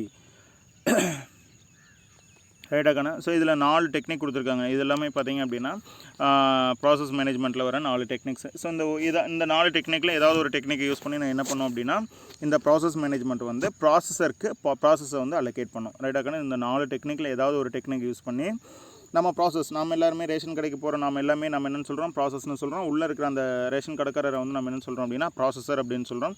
So இந்த ப்ராசஸ் மேனேஜ்மெண்ட் என்ன பண்ணுது அப்படின்னா இங்கே இருக்க ப்ராசஸை வந்து இந்த 4 ப்ராசஸ் மேனேஜ்மெண்ட் இருக்குது பார்த்தீங்களா, ப்ராசஸ் மேனேஜ்மெண்ட் டெக்னிக்ஸ் இருக்குது பார்த்தீங்களா, இந்த 4ல் ஏதாவது ஒரு டெக்னிக்கை யூஸ் பண்ணி ப்ராசஸை வந்து யார்கிட்ட சென்ட் பண்ணோம் அப்படின்னா ப்ராசஸர்கிட்ட சென்ட் பண்ணோம். ரைட்டாகண்ணா. இப்போ கடையில் கூட்டம் அதிகமாக இருக்குது அப்படின்னு சொன்னால் பார்த்துங்க, கடையில் கூட்டம் அதிகமாக இருக்குது அப்படின்னா என்ன பண்ணுறாங்க, அந்த இடத்துல ஒரு போலீஸ்காரோ அல்லது வேறு ஒருத்தரோ வந்து என்ன பண்ணுறாங்க, நீ வரிசையாக நில்லை ஒவ்வொருத்தராக போங்க. இப்போ 2 லைனில் நிற்பாங்க. லேடிஸ் ஒரு லைனில் நிற்பாங்க, ஜென்ஸ் ஒரு லைனில் நிற்பாங்க. ஒரு லேடிஸ் போனால் ஒரு ஜென்ஸ் போகணும் அப்படின்னு சொல்லி 2 கியூவும் ஈக்குவலாக இருந்துச்சுன்னு வச்சுக்கோங்க. ஒரு ஜென்ஸ் போனால் ஒரு லேடிஸ் போகணும் அப்படிம்பாங்க. இப்போ ஜென்ஸ் வந்து அதிகமாக இருக்காங்க, லேடிஸ் கம்மியாக இருக்காங்க அப்படின்னா ஸோ 2 ஜென்ஸ் அனுப்புவாங்க, அதுக்கப்புறம் பார்த்திங்கன்னா ஒரு லேடிஸ் போவாங்க. ஸோ இதுதான் நம்ம ஒரு ரேஷன் கடையிலலாம் நடந்துகிட்டு இருக்கிற ப்ராசஸஸ். ரைட்டாகண்ணே. ஸோ இங்கேயும் அதே மாதிரி தான் தகுந்த மாதிரி வர ப்ராசஸ்க்கு தகுந்த மாதிரி இந்த 4 டெக்னிக்கில் ஏதாவது ஒரு டெக்னிக், அதாவது FIFOவாக இருக்கலாம், SJFஆக இருக்கலாம், ரவுண்ட் ராபினாக இருக்கலாம், பேஸ்ட் ஆன் ப்ரியாரிட்டியாக இருக்கலாம். ஸோ இந்த 4 டெக்னிக்கில் ஏதாவது ஒரு டெக்னிக் யூஸ் பண்ணி இந்த ப்ராசஸ் மேனேஜ்மெண்ட் வந்து ப்ராசஸருக்கு நம்ம ஜாப்ஸை வந்து அலோகேட் பண்ணும். ஸோ நம்மளை ரேஷன் கடைக்காரருக்கு நம்மளை எப்படி வந்து அலோகேட் பண்ணுறாங்களோ, ஒவ்வொருத்தராக அனுப்புகிறாங்களோ, அதே மாதிரி இங்கே ப்ராசஸ் மேனேஜ்மெண்ட் வந்து ப்ராசஸை வந்து ஒவ்வொரு ப்ராசஸையும் ப்ராசஸருக்கு வந்து சென்ட் பண்ணணும் அப்படின்னு சொல்லி பார்த்தோம். ரைட்டாகண்ணே. ஸோ இது வந்து பார்த்திங்கன்னா ஃபஸ்ட்டு வந்து பார்த்திங்கன்னா FIFO, first in first out. ரைட்டாகண்ணே. FIFO அப்படின்றது என்னென்னு பார்த்தீங்க அப்படின்னா ஃபஸ்ட் இன் ஃபஸ்ட் அவுட். ரைட்டாகண்ணே. First in first out. நல்லா ஞாபகம் வச்சுங்க. First in first out. கண்ணே நம்ம போகிற கோயிலில் நிற்கிறோம், முக்கியமான வேலை. கோயிலில் என்ன கொடுப்பாங்க, பொங்கல் கொடுப்பாங்கன்னு வச்சுக்கோ. ஸோ பொங்கல் இந்த இடத்துல பொங்கல் கொடுக்குறாங்க, பெரிய குண்டாவாக வச்சுட்டு நிறையா பொங்கல் இருக்குது, யார் போனால் சாப்பிட்டுக்கலாம்னு வச்சுக்கோங்க. ரைட். ஸோ இப்போ இது வந்து கியூ. இந்த க்யூவில் யார் ஃபஸ்ட்டு உள்ளே போகிறாங்களோ அவங்களுக்கு தான் ஃபஸ்ட்டு பொங்கல் கிடைக்கும். கரெக்டாகண்ணே. இதுதான் ஃபஸ்ட் இன் ஃபஸ்ட் அவுட். யார் ஃபஸ்ட்டு உள்ளே போகிறாங்களோ அவங்க தான் பொங்கல் வாங்கிட்டு ஃபஸ்ட்டு வெளியில் போவாங்க. கரெக்டாகண்ணே.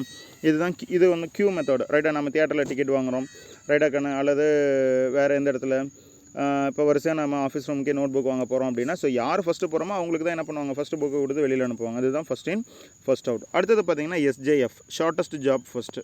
ரைட்டாகண்ணே. Shortest job first. ரைட்டாகண்ணே. இப்போ வந்து பார்த்திங்க அப்படின்னா ஒரு 3 ப்ராசஸ் இருக்குது. இது வந்து ப்ராசஸரு ஒரு 3 ப்ராசஸ். ரைட்டாகண்ணே. ABC அப்படின்னு 3 ப்ராசஸ் இருக்குது. ரைட். இதோட சைஸ் வந்து பார்த்திங்கன்னா 5 KB. இதோட சைஸ் பார்த்திங்கன்னா 10 KB. ரைட்டாகண்ணே. ஸோ 70 மாதிரி தெரியுதா? சரி. இது 50 KB, ஏன்றது 50 KB, பின்றது 70 KB, சீன்றது பார்த்திங்க அப்படின்னா 100 KBன்னு வச்சுங்க. ஸோ அப்போ இதே ஃபஸ்ட் எக்ஸிக்யூட் ஆகும், ஏ தான் ஃபஸ்ட் எக்ஸிக்யூட் ஆகும். ஆனால் ஃபஸ்ட்டு இருக்கிறது எதுன்னு பார்த்தீங்கன்னா C தான், 3ஆவதாக இருக்கிறது தான் ஏ. பட் இது என்ன பண்ணும் அப்படின்னா இந்த டெக்னிக்கில் எது சின்ன ப்ராசஸ் அப்படின்னு செக் பண்ணோம். அப்படின்னு பார்க்குறப்ப உனக்கு எது சின்னதாக இருக்குது, 50Kன்றது தானே சின்னதாக இருக்குது, 50 KB அப்படின்ற ஏன்ற ப்ராசஸ் தானே சின்னதாக இருக்குது. அப்போ என்ன பண்ணோம் அப்படின்னா ஏவை தான் ஃபஸ்ட்டு எக்ஸிக்யூட் பண்ணோம்.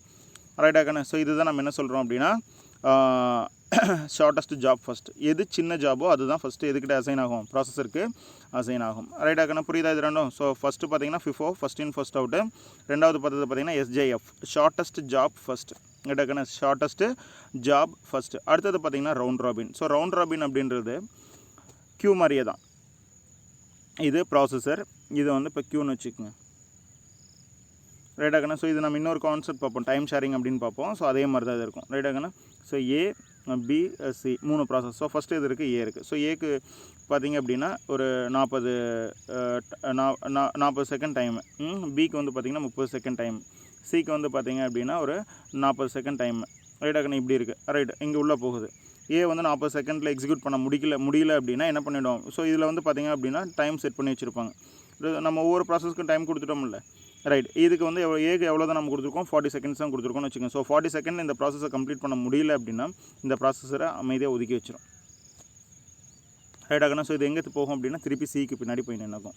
ரைட்டாக்கண்ணா. அடுத்தது இப்போ இங்கே என்ன போயிடும்? ஃபஸ்ட்டு ஏ எக்ஸிக்யூட் ஆகி முடிக்க முடியல, அதனால் ஏ திருப்பி எங்கே வந்துருச்சு? இங்கே வந்துருச்சு. இப்போ வந்து அடுத்தது என்ன போயிடும்?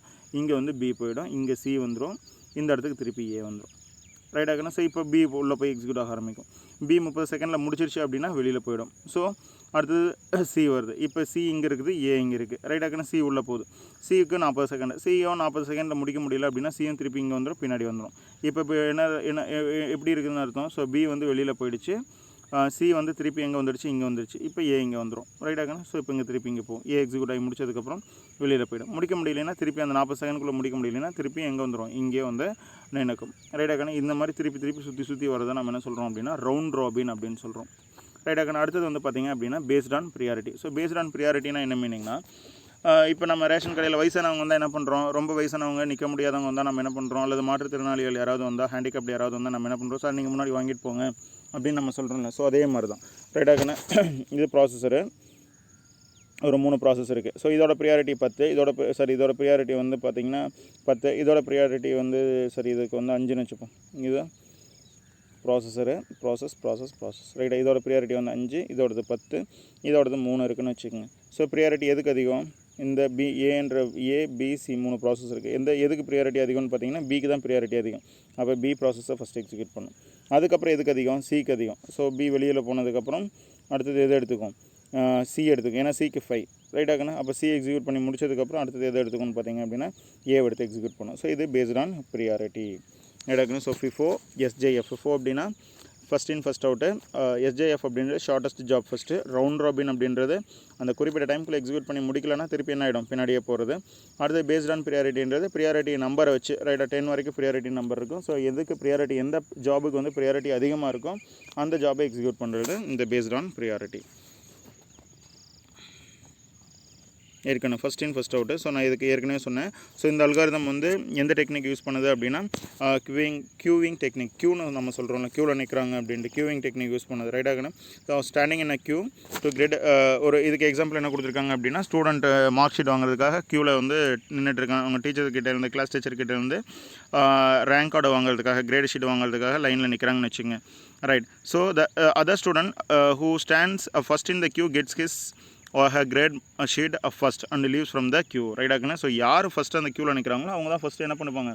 அந்த கிரேட் ஷீட்டை வாங்கிட்டு வெளியில் போவாங்க அப்படின்னு சொல்லியிருக்காங்க. So followed by next student. அடுத்தது வந்து பார்த்திங்க அப்படின்னா ஸோ இங்கே பாருங்கள், the other student who stands first in the queue gets her grade sheet first and leaves from the queue, followed by the next student in the queue gets it corrected and so on. This is the basic logic of FIFO.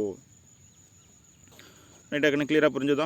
அடுத்தது technically the process enters the queue first is executed by the CPU. So எந்த process வந்து க்யூவில் first enter ஆகுதோ அந்த process தான் first CPUவால் execute ஆகும். அதுக்கப்புறம் பார்த்தீங்கன்னா followed by next and so on அப்படின்னு சொல்லி கொடுத்துருக்காங்க. ரைட்டாக்கண்ணா.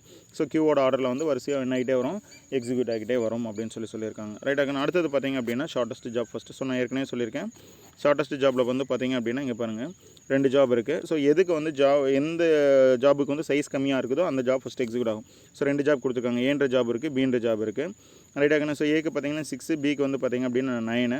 ரைட்டாக்கண்ணா. அப்போ அது ஃபஸ்ட் எக்ஸிக்யூட் ஆகும். ஏ ஃபஸ்ட் எக்ஸிக்யூட் ஆனதுக்கப்புறம் first the job A will be assigned and then job B gets its turn. So first A வந்து அசைன் ஆகும், அதுக்கப்புறம் தான் பிக்கு வந்து ப்ராசஸர் கிடைக்கும் அப்படின்னு சொல்லியிருக்காங்க. ரைட்டாக்கண்ணா. அடுத்து வந்து பார்த்தீங்க அப்படின்னா round robin. Round robin scheduling algorithm is designed especially for time sharing systems. நான் ஏற்கனவே சொன்ன மாதிரி டைம் ஷேரிங் சிஸ்டமில் இதாகும். ஜாப்க்கு வந்து பார்த்திங்க அப்படின்னா jobs are assigned and processor time in a circular method. ரைட்டாக நான் ஏற்கனவே சொன்ன மாதிரி ஸோ ஏபிசி அப்படின்னு 3 ஜாப் இருக்குது அப்படின்னா ஸோ ஃபஸ்ட்டு ஏ, அதுக்கப்புறம் பி, அதுக்கப்புறம் சி, ரைட்டா. அதுக்கப்புறம் பார்த்தீங்கன்னா அகெயின் ஏபிசி. ஸோ ஏபிசி இருக்குது. ஸோ ஏ முடிஞ்சிருச்சு அப்படின்னா வெளியில் போயிடும், மறுபடியும் திருப்பி கியூக்கு வராது. பட் முடியலைன்னா என்ன ஆகும், ஏ வந்து மறுபடியும் திருப்பி போய் சிக்கு பின்னாடி போய் மறுபடியும் வெயிட் பண்ணி நிற்கும், ரைட்டாக்கண்ணா. ஸோ இதை தான் நம்ம என்ன சொல்கிறோம் அப்படின்னா ரவுண்ட் ரோபின் அப்படின்னு நம்ம சொல்கிறோம். அடுத்து வந்து பார்த்திங்கன்னா பேஸ்ட் ஆன் ப்ரியாரிட்டி. இதோ நான் ஏற்கனவே சொல்கிறேன், the given job is assigned based on a priority. The job which has higher priority is more important than other jobs, ரைட்டா. ஸோ மற்ற ஜாப்ஸை கம்பேர் பண்ணுறப்ப எதுக்கு ஹையர் ப்ரியாரிட்டி இருக்கோ அதுதான் ஃபஸ்ட்டு இம்பார்ட்டன்ட் ப்ராசஸாக எடுத்துக்கிட்டு அந்த வேலையை முடிச்சு கொடுக்கும், ரைட்டாக்கண்ணா. இல்லை அப்படின்னா என்னாகும் அப்படின்னா அதுக்கப்புறம் அடுத்த ப்ரியாரிட்டி என்னென்னு பார்க்கும். இப்போ 10 ஜாப் இருக்குது. ஸோ 10ல் ஃபஸ்ட்டு எதுவோ அதை எக்ஸிக்யூட் பண்ணி முடிச்சிடும். அடுத்த 9 ஜாப் இருக்குன்னா அந்த 9 ஜாப்புக்கு எது ஹையஸ்ட் ப்ரியாரிட்டின்னு பார்க்கும், அதை எக்ஸிக்யூட் பண்ணும். இப்படியே வரிசையாக ஒவ்வொன்றையும் எக்ஸிக்யூட் பண்ணிக்கிட்டே வரும்.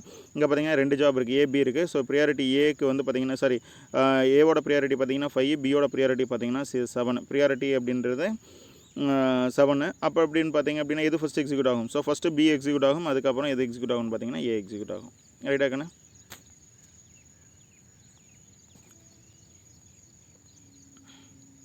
ரைட் பாருங்கள். So job B is assign to the processor before job A. So first job B தான் அசைன் ஆகும், அதுக்கப்புறம் இது அசைன் ஆகும்னு சொல்லியிருக்காங்க, ஏ வந்து அசைன் ஆகும் அப்படின்னு சொல்லியிருக்காங்க, ரைட்டாக்கண்ணா. அடுத்தது வந்து பார்த்திங்க அப்படின்னா செக்யூரிட்டி மேனேஜ்மெண்ட், ரைட்டாக்கண்ணா. ஸோ இதை பார்த்தீங்க அப்படின்னா ஸோ ரொம்ப ரொம்ப ரொம்ப இம்பார்ட்டன்ட் எது அப்படின்னா இந்த செக்யூரிட்டி மேனேஜ்மெண்ட் தான். ஸோ செக்யூரிட்டி ப்ராப்பராக இருந்துச்சுன்னா மட்டும்தான் நம்ம என்ன பண்ண முடியும், அன்வான்ட் யூசர்ஸ் அன்வான்ட் பர்சன்ஸ்கிட்டேருந்து நம்மளோட டேட்டா வந்து செக்யூராக வச்சுக்க முடியும், ரைட்டா. ஸோ லெகிட்டிமேட் டேட்டா அப்படின்றது ரொம்ப யூசர்ஸ் இம்பார்ட்டன்ட் டேட்டா வந்து ஹேக்கர்ஸ் கிட்டேருந்து நம்ம பாதுகாப்பாக வச்சுக்க முடியும். ஸோ இந்த ஆப்ரேட்டிங் சிஸ்டம் பார்த்திங்க அப்படின்னா ஸோ ஆப்ரேட்டிங் சிஸ்டம் வந்து செக்யூரிட்டி ப்ரொவைட் பண்ணணும் அப்படின்னு நான் ஏற்கனவே சொல்லியிருந்தேன். ஸோ இந்த ஆப்ரேட்டிங் சிஸ்டம் பார்த்திங்க அப்படின்னா 3 டைப்ஸ் ஆஃப் செக்யூரிட்டி வந்து உனக்கு ப்ரொவைட் பண்ணுது. என்னென்னு பார்த்தீங்க அப்படின்னா so file access level, system level and network level, ரைட்டாக்கண்ணா. ஸோ ஃபைல் ஆக்சஸ் லெவல் அப்படின்னா ஸோ இப்போ நம்ம மொபைலே எடுத்துக்கலாம். இப்போ வந்து நம்ம ஒவ்வொரு ஆப்பும் நம்ம ஓப்பன் பண்ணுறதுக்கு நம்ம என்ன பண்ணி வைக்கலாம் அப்படின்னா நம்மளால் என்ன பண்ண முடியும், செக்யூரிட்டிஸ் அதாவது பாஸ்வேர்டை வந்து நம்ம செட் பண்ணிக்கலாம். ஸோ ஃபார் எக்ஸாம்பிள் நம்ம வாட்ஸ்அப்புக்குள்ளேயே நம்ம யாரும் போகாமல் இருக்கணும் அப்படின்னா நம்ம என்ன பண்ணிக்கலாம், வாட்ஸ்அப்புக்கு மட்டும் தனியாக ஒரு இதை போட்டு என்ன பண்ணிக்க பாஸ்வேர்டை போட்டு நம்மளால் என்ன பண்ணிக்க முடியும், லாக் பண்ணிக்க முடியும். அதே மாதிரி தான் நம்ம கம்ப்யூட்டரில் இருக்க பர்டிகுலர் ஒவ்வொரு ஃபைலுக்குமே நம்மளால் பாஸ்வேர்டை கொடுத்து க்ரியேட் பண்ண முடியும், ரைட்டாக்கண்ணா. இது ஃபைல் ஆக்சஸ் லெவல். அடுத்தது பார்த்திங்கன்னா சிஸ்டம் ஆக்சஸ் லெவல், ரைட்டாக்கண்ணா. ஸோ நம்ம மொபைல் ஆன் பண்ணதையும் அந்த டிஸ்பிளே நம்ம ஆஃப் பண்ணிடுறோம், அந்த சைடில் இருக்க பவர் பட்டன் வச்சு டிஸ்பிளே ஆஃப் பண்ணிடுறோம். மறுபடியும் டிஸ்பிளே ஆன் பண்ணதையும் என்ன கேட்குது, பாஸ்வேர்டு கொடுங்க, அப்படி இல்லைனா ஃபிங்கர் பிரிண்ட் வைங்க, அப்படி இல்லைனா பேட்டர்ன் கொடுங்க அப்படின்னு சொல்லி கேட்குதில்ல, இது வந்து சிஸ்டம் லெவல், ரைட்டாக்கண்ணா. ஸோ உன்னோட சிஸ்டத்துக்கே டோட்டலாக நம்ம கொடுக்குறது சிஸ்டம் லெவல். இன்னொன்று பார்த்திங்கன்னா நெட்வொர்க் லெவல். நெட்வொர்க் லெவலில் வந்து பார்த்திங்க அப்படின்னா இப்போ நம்ம ஃபேஸ்புக் வச்சுருக்கோம், இன்ஸ்டாகிராம் வச்சுருக்கோம். ஸோ இதுக்குள்ளேலாம் நம்ம போகிறதுக்கு நம்ம என்ன பண்ணிக்கிறோம், யூசர் நேம் பாஸ்வேர்டு கொடுத்து நம்ம வச்சுருக்கோமா. ஸோ அப்போ வந்து நெட்வொர்க் லெவலில் வந்து யாருமே வந்து என்ன பண்ண முடியாது, உனக்கு சம்மந்தம் இல்லாத யாரும் வந்து அல்லது உன்னை தவிர உனக்கு சம்மந்தம் இருக்கவங்களா இருந்தாலும் சரி உன்னை தவிர யாரும் என்ன பண்ண முடியாது, இந்த ஃபேஸ்புக்கு இந்த இன்ஸ்டாகிராம் இதெல்லாம் யூசர் நேம் பாஸ்வேர்டு இல்லாமல் ஓப்பன் பண்ண முடியாது, ரைட்டாக்கண்ணா. ஸோ அதுதான் வந்து பார்த்திங்க அப்படின்னா network level. So file access level அப்படின்றது ஒவ்வொரு ஆப்புக்கும் நம்ம செட் பண்ணுறோம் பார்த்திங்களா, அந்த மாதிரியான பாஸ்வேர்டு தான் நம்ம ஃபைல் ஆக்சஸ் லெவல் அப்படின்னு சொல்லணும். சிஸ்டம் லெவல் அப்படின்றது ஒட்டுமொத்த மொபைலுக்குமே நம்ம போட்டு வைக்கிறோம் பார்த்திங்களா, அது வந்து சிஸ்டம் லெவலு. அடுத்து நெட்வொர்க் லெவல் அப்படின்றது நான் ஏற்கனவே சொன்ன மாதிரி இன்டர்நெட்டில் நம்ம ஆன்லைனில் யூஸ் பண்ணுற ஆப்ஸ், அதாவது ஃபேஸ்புக் இந்த மாதிரியான இதுக்கு வந்து நம்ம டோட்டலாக செக்யூர் பண்ணி வைக்கிறோம் பார்த்தீங்களா, யூசர் நேம் பாஸ்வேர்டு கொடுத்து, அதை நம்ம என்ன சொல்கிறோம் அப்படின்னா நெட்வொர்க் லெவல் செக்யூரிட்டி அப்படின்னு சொல்கிறோம்.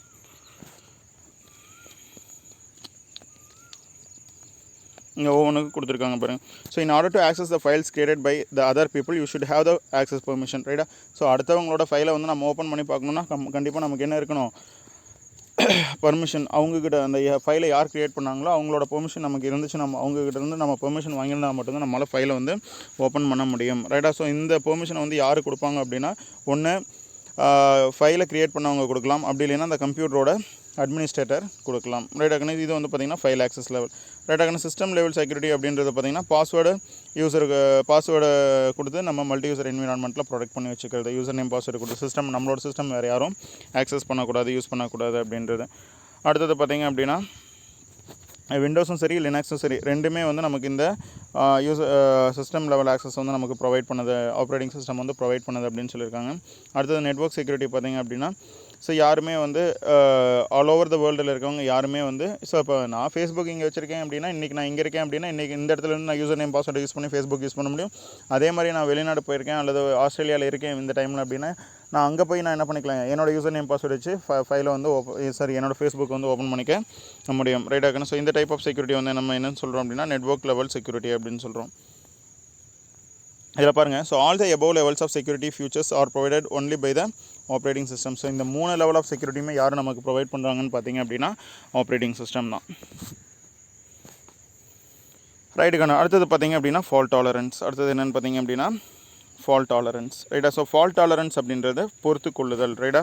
ஸோ எவ்வளோ பெரிய ப்ராப்ளம் வந்தாலும் சரி ஆப்ரேட்டிங் சிஸ்டம்க்கு நம்ம யூசர் க்ரியேட் பண்ணியிருக்க ஃபைல் வந்து கிராஷ் ஆகக்கூடாது. ரைட்டாகணும். எந்த பிரச்சனை வந்துச்சுனாலும் யூசர் க்ரியேட் பண்ணி வச்சுருக்க ஃபைலுக்கு வந்து எந்த ஆபத்தும் வரக்கூடாது. இதை தாங்கிக்கிறது தான் என்னென்னு சொல்கிறோம் அப்படின்னா ஃபால்ட் டாலரன்ஸ் அப்படின்னு சொல்கிறோம். ரைட்டாக. ஸோ இந்த ஃபால்ட் டாலரன்ஸ் எதுக்கு இருக்கணும்னு சொல்லியிருக்காங்க, ஆப்ரேட்டிங் சிஸ்டம்க்கு கண்டிப்பாக இருக்கணும். ஸோ இந்த ஆப்ரேட்டிங் சிஸ்டமோட கீ ஃபியூச்சர்ஸில் இந்த ஃபால்ட் டாலரன்ஸும் ஒரு முக்கியமான கீ ஃபியூச்சர். ரைட்டாகணும். ஸோ இப்போ நம்ம ஒர்க் பண்ணிகிட்டு இருக்கோம், திடீர்னு பார்த்திங்க அப்படின்னா சிஸ்டம் ஹேங் ஆகுது, ஆஃப் ஆகிடுச்சு அப்படின்னா, சிஸ்டம் திடீர்னு கரண்ட் போகுது, ஏதாவது ஆகிடுச்சு அப்படின்னா கூட என்ன ஆகும், நம்ம பண்ணிகிட்டு இருக்க ஒர்க்கை வந்து அப்படியே நிறுத்தி வச்சுக்கும். திருப்பி நம்ம சிஸ்டம் ஆன் பண்ணுறப்ப அந்த லேயர்லேருந்து நமக்கு அந்த இதிலேருந்து கொடுக்கணும். அதுதான் வந்து நம்ம என்ன சொல்கிறோம் அப்படின்னா ஃபால்ட் டாலரன்ஸ் அப்படின்னு சொல்கிறோம். Operating system have fault tolerance capabilities and retain the existing state of the system. So நம்ம எந்த நிலைமையில் வந்து அது ஃபால்ட் ஆச்சோ அந்த நிலைமையிலேருந்து நமக்கு திருப்பி கொடுக்கறதுக்கு தான் நம்ம என்ன சொல்கிறோம் அப்படின்னா ஃபால்ட் டாலரன்ஸ் அப்படின்றோம். ஸோ இதை கொடுக்கறது யாருன்னு பார்த்தீங்க அப்படின்னா நம்ம ஆப்ரேட்டிங் சிஸ்டம் தான்.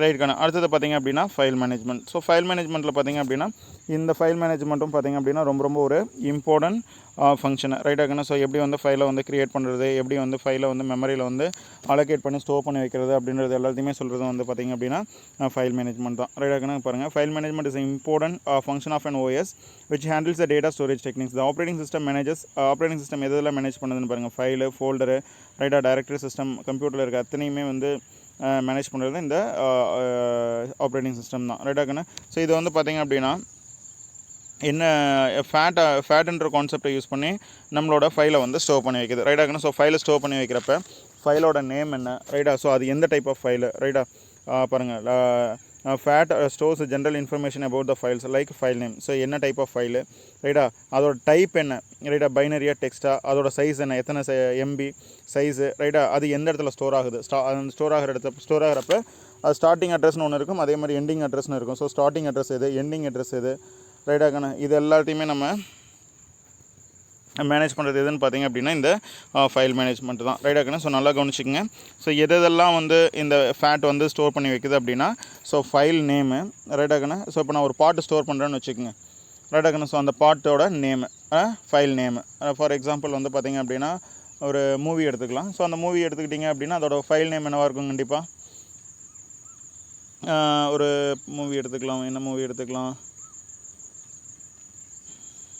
ஸோ பிகில் எடுத்துக்கங்க. ஸோ அது ஒரு மூவியா, ஸோ அந்த மூவியோட நேமு, ஸோ அது ஒரு ஃபைலு, அந்த ஃபைலோட நேம் என்ன, பிகில், ரைட்டா. அடுத்தது பார்த்திங்க அப்படின்னா அது வந்து அதோட டைப் டெக்ஸ்டா பைனரி. ஸோ கண்டிப்பாக அது பைனரி தான். ஸோ அப்போ அது பைனரி அப்படின்னு எடுத்துக்கும். சைஸு, ஸோ எத்தனை MB, 700 MB 800 MB அந்த சைஸு. அதுக்கப்புறம் அது ஸ்டோர் ஆகிருக்கு பார்த்தீங்களா, அதோட ஸ்டார்டிங் அட்ரஸ், அதுக்கப்புறம் அது முடிகிறதுக்கான அந்த எண்டிங் அட்ரஸ், தென் ஆக்சஸ் மெத்தடு, ரைட்டாகணும். ஸோ நம்ம ஏற்கனவே 2 ஆக்சஸ் மெத்தடு பார்த்தோம், சீக்வென்ஷியல், இன்னொன்று வந்து பார்த்திங்க அப்படின்னா